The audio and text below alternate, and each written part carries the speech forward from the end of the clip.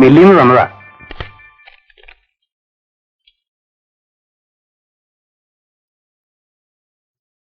പണം വേണമല്ലേ? നാളെ തരാം.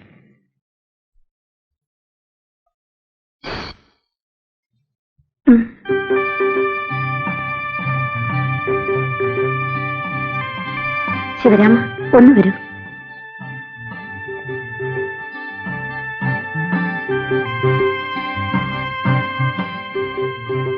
എന്താ വേണ്ടേ? ഇതിന്റെ പുറത്ത് അളന്ന് ഒന്നെടുത്തു തരൂ. എന്താ കൊച്ചമ്മേ? അല്ലെങ്കിൽ വേണ്ട, ഞാൻ എടുത്തോളാം. ഇതൊന്ന് പിടിച്ചു തരൂ.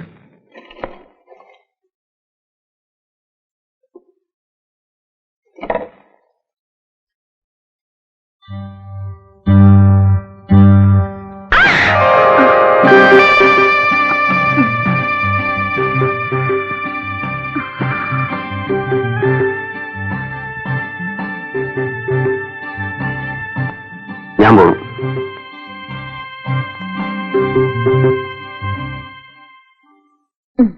നടി, എന്തിനാടി ഇത്രയും വില കൂടിയതൊക്കെ മേടിച്ചത്? അവൾ എടുത്തോട്ടമ്മേ, ഇൻസ്റ്റിറ്റ്യൂട്ടിൽ പോകുന്നല്ലേ. അമ്മയ്ക്ക് എണ്ണ കടമൊക്കെ കൊടുത്തു വീട്ടിട്ട് ബാക്കിക്ക് അരി എന്തെങ്കിലുമൊക്കെ വാങ്ങിച്ചു വെച്ചേക്ക്. അല്ലെങ്കിൽ അച്ഛൻ കൊണ്ട് കുടിച്ചു കളയും. ഇപ്പൊ അച്ഛന് കുടിയില്ല പിടിയില്ല. മോള് പോയതിനു ശേഷം പണ്ടത്തെ പിന്നത്തെ ദാരിദ്ര്യം. അച്ഛനൊന്നും ഇല്ലേടി മോളെ. ഒരു ₹2 ആടി കള്ളു കുടിക്കാനായിട്ട് വാ കഴിക്കുന്നു. അച്ഛൻ കള്ളു ഷാപ്പിലേക്കുള്ള വഴി മറന്നതായിരുന്നു.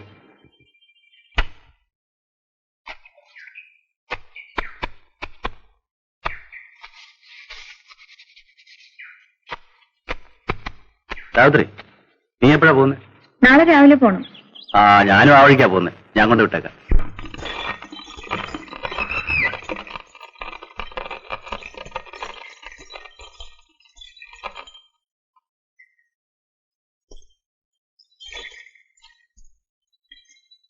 ഞാൻ പോട്ടെ. ഏയ്,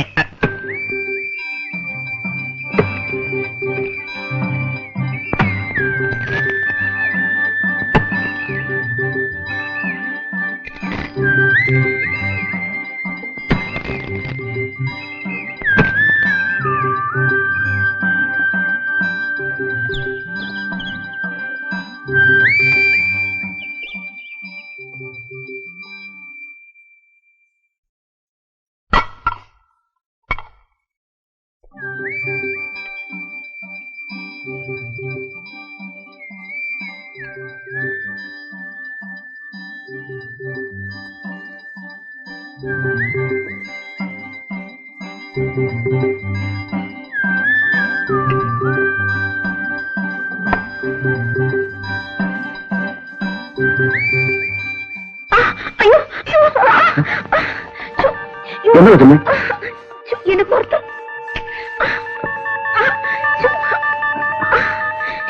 ഒന്ന് നോക്കൂ. ഒന്ന് കൈയിട്ട് നോക്കൂ. ഒന്ന് കൈയിട്ട് നോക്കിക്കേ. ഇവിടെ ഇവിടെ.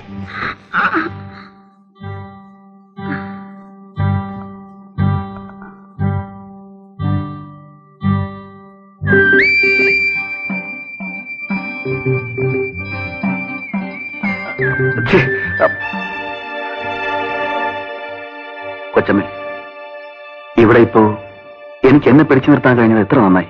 ശിവരാമ, ഞാനൊരു സ്ത്രീയാണ്. എന്റെ ഭർത്താവിന് സുഖമില്ല. അദ്ദേഹത്തിന് ഒന്നിനും വയ്യ. പെണ്ണുങ്ങൾക്ക് അവരുടെ ദൈവം ഭർത്താവാണ് കൊച്ചമ്മേ. ഞാനിവിടെ ജോലി ചെയ്ത് അദ്ദേഹം തരുന്ന പണം കൊണ്ടുകൂടിയാണ് ഞാൻ ജീവിക്കുന്നത്. ഉണ്ണുന്ന ചോറിന് ഒരിക്കലും ഞാൻ നന്ദിയോട് കാണിക്കില്ല. കൊച്ചമ്മേ, ഇനി ഒരിക്കലും ഞാൻ ഇങ്ങോട്ട് വരില്ല. ഞാൻ പോകുന്നു.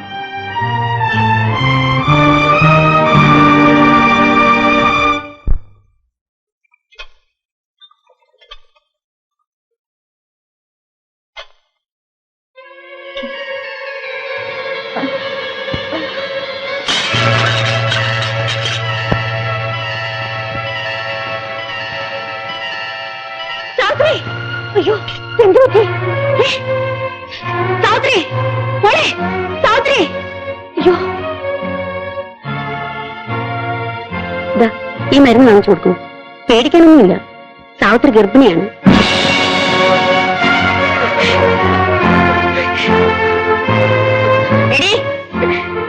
ആരാണിത്? കരയുന്നു.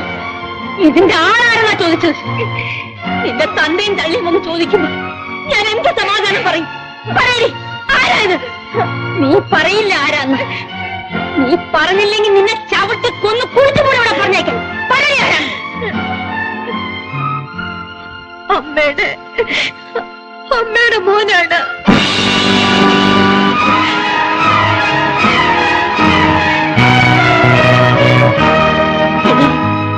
ഞാൻ നിന്നെ എന്റെ മോളെ പോലെയാണ് കരുതിയിരുന്നത്. ആ നീ എന്നോടിത് കാണിച്ചല്ലോടി.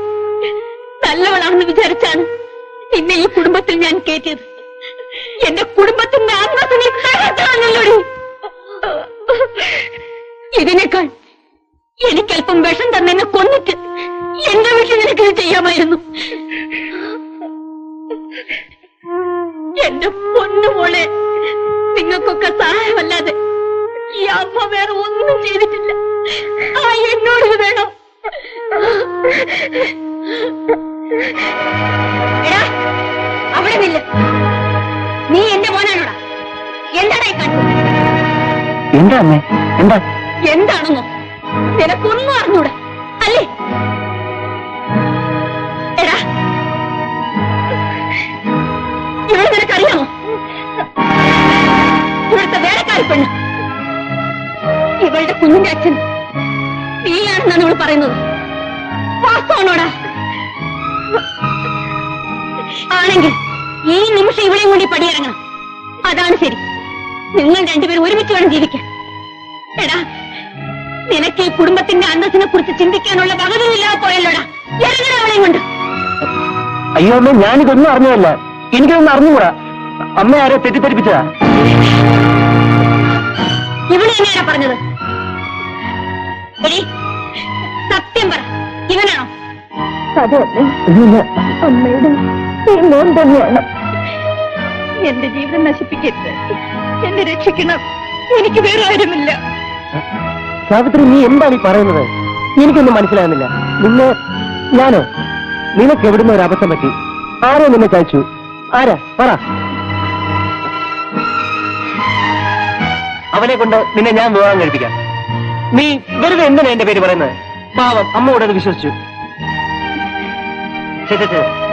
സാവിത്രി, നിന്നെ ഞാൻ ഇങ്ങനെയല്ല കരുതിയത്. അമ്മയ്ക്കിത് വരണം. പിടിച്ചു നിർത്തിക്ക് ഓരോന്നിനെ മോളെന്നും പറഞ്ഞോണ്ട് ഇപ്പൊ ചീത്ത പേര് എനിക്കായി. മതിയായല്ലോ. ഒന്നും പറയണ്ട പച്ചമ്മേ. ഇതിങ്ങനെയൊക്കെ സ്വഭാവമായത്. ഏതെങ്കിലും കൊള്ളാവുന്ന വീട്ടിൽ ഒരു വിലക്ക് നിൽക്കുക, എവിടെയെങ്കിലും പോയി ഇതുപോലെ ഒന്ന് സമ്പാദിച്ചു വരിക, എന്നിട്ട് തറവാട്ടിൽ പറഞ്ഞ പിള്ളേരെ തലയെ കെട്ടിവെക്കുക. സ്വത്തിനവകാശിയായല്ലോ. താൻ ഒന്നും പറയാനില്ല. അമ്മയ്ക്ക് ഇപ്പൊ ഇവളെ വിശ്വാസം. അമ്മ ഒരു കാര്യം ചെയ്യും, ഇവളെ പിടിച്ച് മരുമകളാക്കി ഇവിടെ ഇരുത്തിക്കോ. വല്ലവന്റെ കൊച്ചിനെ എന്നാ എനിക്ക് വയ്യ. ഞാൻ പോവാ. പറഞ്ഞത് കേട്ടില്ലേ? എന്റെ മോനെ ഞാൻ അങ്ങനെയല്ല പഠിപ്പിച്ചത്, അങ്ങനെയല്ല വളർത്തിയത്. എന്റെ മോനെ കുറിച്ച് വേണ്ടാനും പറയുന്നു. ഇറങ്ങി പുറത്ത്. ഇല്ലമ്മേ, ഞാൻ പോവില്ല. അമ്മ എന്നെ പറഞ്ഞു വിടരുത്. ഞാൻ എങ്ങോട്ട് പോകും?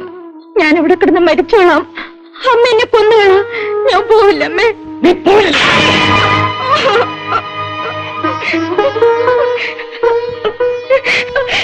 എന്നെ ഉപേക്ഷിക്കരുത്, എന്നെ ഉപേക്ഷിക്കരുത്. പിള്ളേ, ഇവിടെ അയച്ചേക്കൂ.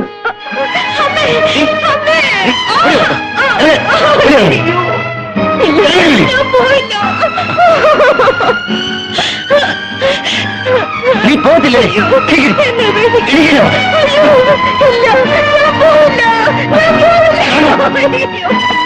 എനിക്ക്